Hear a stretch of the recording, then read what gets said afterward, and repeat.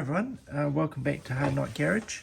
I've been asked by a person who's got the channel Everything Diecast at Part-Time Mopar Collector to help him out lifting an Ertl Dodge Charger. Now unfortunately I don't have an Ertl Dodge Charger, but I do have a lot of other Ertl models and I've taken heaps of them apart and they're all basically the same. I do have a bit of a selection just here of some other Ertl models that I've lifted for various reasons. These two in particular I did years ago. So what I'm going to do is just basically give you a rundown of how to do it, and then I'll show you how to take one apart. I've got this brand new, or at least hasn't been touched, Ertl Plymouth Cuda, and I can show you how to take that apart and do it. So the main principle with the Ertl suspension is that they're held in by screws, usually two on the underside at the front, and usually, particularly with leaf spring cars, two screws on the top. So you have to take the chassis off to get at the screws. Essentially what you do is you replace the screws with longer ones, which lifts the suspension out from the chassis. You do need to add some parts to it because, for example, at the back, the attachments on the leaf springs will be sitting out. So you have to add some spacers in to join them up, and the same at the front as well. I can show you on this Ford F-150, just as a kind of a really obvious example. You can see how, I think you can see, a little bit better light in here, and a pointer.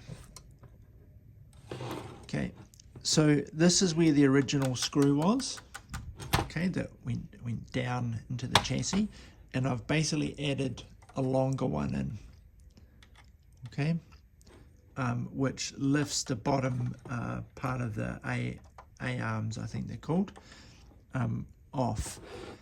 I've had to add a spacer in, which is a piece of metal tube with a plastic tube around it for the for the steering parts, and that's all I did on that one.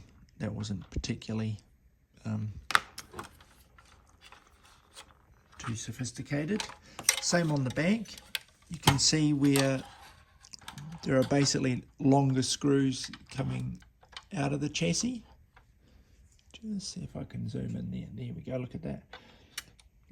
There's longer screws there which lift the leaf springs up, and then I've made just with some tubing, just added some extra tubing there to have new attachment points for the leaf springs. Okay, nothing too sophisticated. I guess it's what you might call semi-realistic, but it works and it provides a lift. I've done the same for this Oldsmobile. If I just come back, because I was making, I went through a phase of making what I call off-road muscle cars. So this is one I kind of started on. I did the suspension and wheels and then kind of left it there. Still not quite sure what I'm going to end up doing with it. But again, same principle. So longer screws in here, and then some spacers just to make sure that the steering will still function. And again at the back, this one's not leaf spring, but very similar principle. I've added these spacers in to lift the suspension up and do that. So there we go. Just one more example on this Mad Max Cuda that I've got. I just flip this one up. Oh, okay. this is still a work in progress. It's going to be finished shortly. But underneath, again, slightly differently because I wanted it to flex a little bit. But I've lifted the suspension up. I think I might have done an axle flip as well. So I've cut the axle off the leaf springs and put it on top of the springs instead of under, if that kind of makes sense. And at the front, I've added some longer screws in, and then some spacers just to lift the suspension up. Yeah, needs a little bit of tidying up, but essentially that works. And what you can see is